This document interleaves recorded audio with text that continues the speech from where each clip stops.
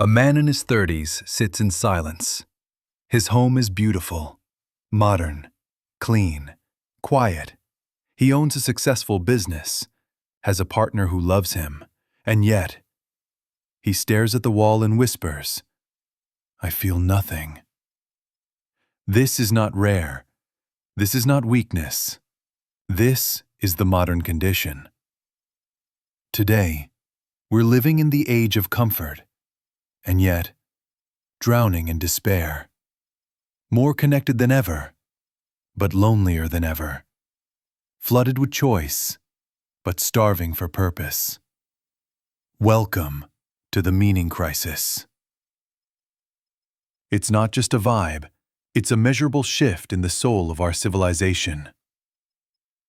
Psychologists call it existential vacuum, a loss of meaning, a quiet numbness that sets in when you don't know why you do what you do. And it's spreading. Depression is up, suicide is up, nihilism is trending on TikTok. Young people joke about the void. But behind the memes is a real ache. A question no one wants to face. Why am I here? Let's rewind. For most of human history, purpose wasn't something you found. It was something you inherited. You were born into a religion, a tribe, a role. You knew your gods. You knew your duties. You knew your place. But today, we're told to find your truth, to define your own meaning. No maps, no traditions, just choice. And while that sounds freeing, it's paralyzing. Because meaning isn't something you scroll for. It's not found in a Netflix queue. It's not an app. As Viktor Frankl wrote in Man's Search for Meaning, those who have a why to live can bear almost any how. But without a why, the how becomes unbearable.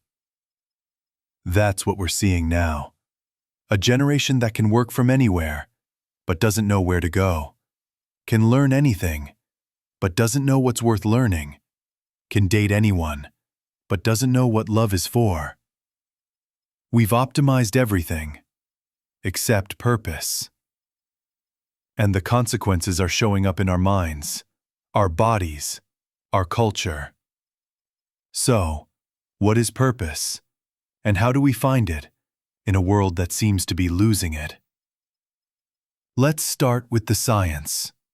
Purpose isn't just a poetic idea. It's a biological need. Studies from UCLA show that people with a strong sense of purpose have lower cortisol, stronger immune systems, better sleep, and even live longer. Purpose activates the brain's reward circuits, stabilizes dopamine, and gives us energy to face hardship. Dr. Martin Seligman, the founder of positive psychology, identified meaning as one of the 5 core pillars of well-being. But here's the twist. You can't just think your way to purpose. You have to live it. You have to suffer for it. Struggle for it. You have to build it like a fire, not wait for it like a feeling. Let's make this real. Meet Naomi. She's 25, just left college. Degree in hand, infinite options, and no idea what she wants. She tries it all. Digital nomad, freelancer, podcast host. She gets likes, she gets followers, but every night she feels hollow. So she tries something radical. She joins a community garden. No phones, no branding, just dirt, just people, just sun. It's awkward at first, hard, manual, slow. But she sticks with it. Week by week, she feels her mind calm. She starts showing up early, not for herself, but for the others. She begins to matter, not because of what she posted, but because of what she gave. She didn't find her purpose. she built it. That's the pattern. Real purpose comes from usefulness, from serving something larger than you. That could be a family, a craft, a cause, a community, a god. Without something greater, you collapse inward.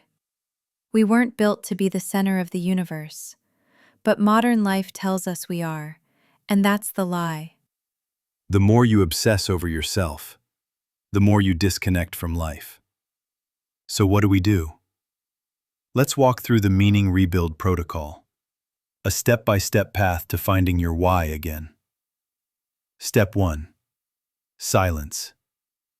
Get quiet. Turn off the noise. Not forever, just enough to hear yourself think. That means no phone for the first hour of your day. It means walks without headphones. It means letting boredom exist, so your inner voice can speak. Purpose doesn't scream, it whispers. You have to get still enough to hear it. Step 2. Return to roots. Ask yourself, what moved you before the world told you who to be? What did you love as a kid? What made you forget time? Before the algorithm curated your attention, your soul had preferences. Follow those. Step 3. Do hard things with people. Isolation kills meaning. So does ease. You don't need more self-care. You need self-transcendence. Volunteer. Train. Create. Serve. Join something that requires effort and shows you you're needed. Step 4. Practice sacred attention. We've lost reverence.